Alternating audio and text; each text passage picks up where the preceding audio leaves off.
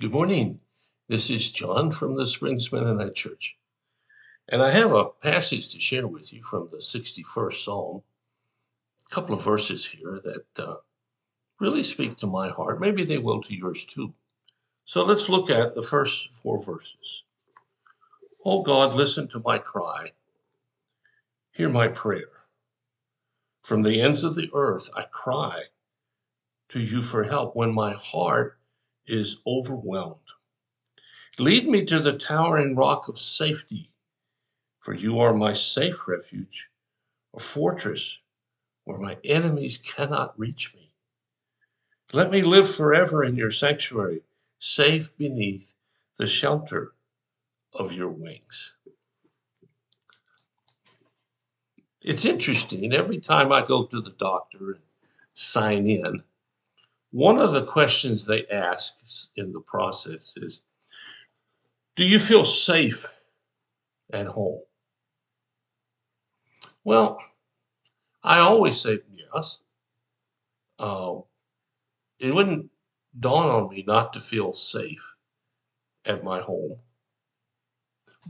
But it gets me to thinking there must be a lot of people who don't feel safe. Now I know I know a lot about abused spouses, and I know a lot about harassment. And we're learning a lot more probably from the political realm about the concept of gaslighting, making you think that what you think isn't really something to think about, and ultimately trying to change the way you view reality. And there must be a lot of people, or they wouldn't ask that question. So I'll ask the question to you. Do you feel safe? Now, I don't mean it in terms of physical safety, which is kind of what they mean at the doctor's office. But I'll talk in terms of mental safety and emotional safety. Do you live a life that's relaxed, that's focusing on the good things and looking forward to the future? Or do you live a life that's something different from that? A lot of people live the latter. And so this passage speaks to all of us in any moment of our lives. And it starts out with a very simple statement. Oh Lord, listen to my cry. You ever seen one of those, I don't know, scenes depicted where somebody says, listen to me? They're not listening. They're not paying attention. And maybe they don't want to. Maybe they're just so self-absorbed. Maybe something else. But the point is that the person who says, listen to me, does not believe he or she is the focus of that other's attention. And so here the psalmist says, oh God, listen to my cry. He wants God, the creator of the universe, to touch him in a special way. And I think many of us do too. So he goes on to say, hear my prayer. I don't know about you, but sometimes over the years I have prayed and wondered if there was anybody listening. As I heard someone say, you feel like your prayers bounced off of the ceiling back down, didn't go anywhere. I don't know, a lot of people in desperate situations think that nobody cares. And the psalmist is is asking God. He's pleading with God to do this, please. And then he makes a statement. He says, from the ends of the earth, I cry to you for help when my heart is overwhelmed. Have you ever had an overwhelmed heart? What does that mean?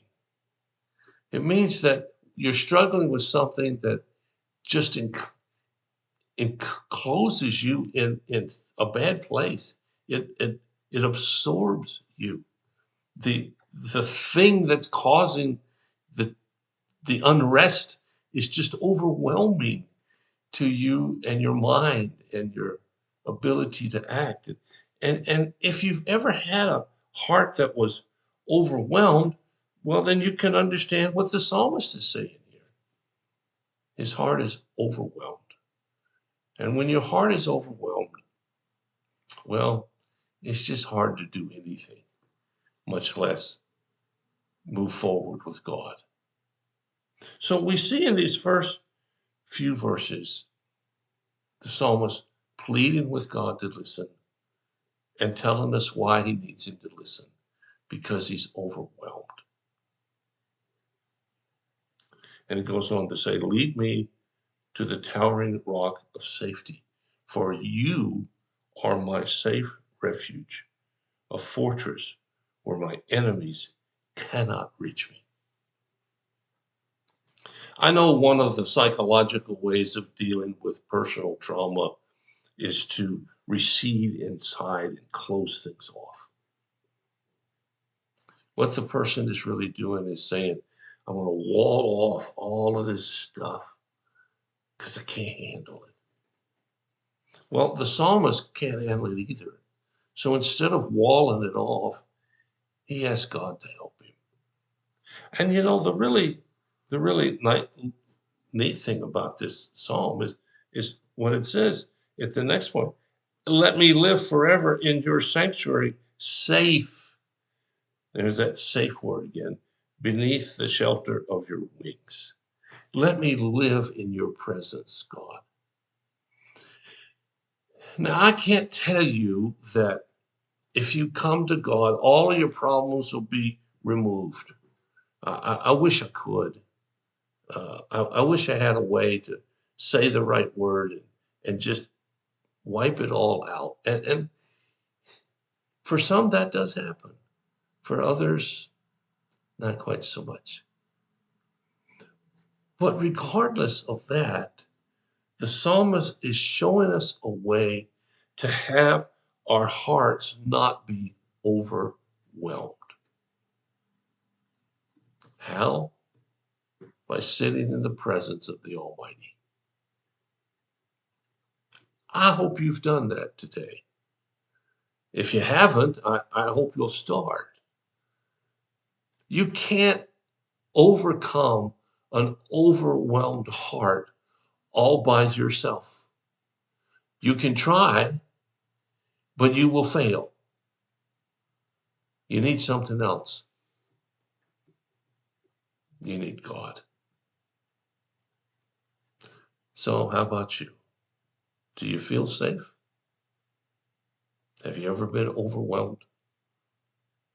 Has the presence of God shown you what life is really supposed to be like? When you think about it, I hope you have a great day today. We're getting towards the end of the week here, and I hope you got plans coming up. I hope you look forward to life, however much you have left of it. In the meantime, if you have a need or a concern, let us know, and we'll do whatever we can to help you in any way that we can, as fast as we can. That's a promise. You take care of yourself, stay safe, and I'll be back tomorrow with another thought.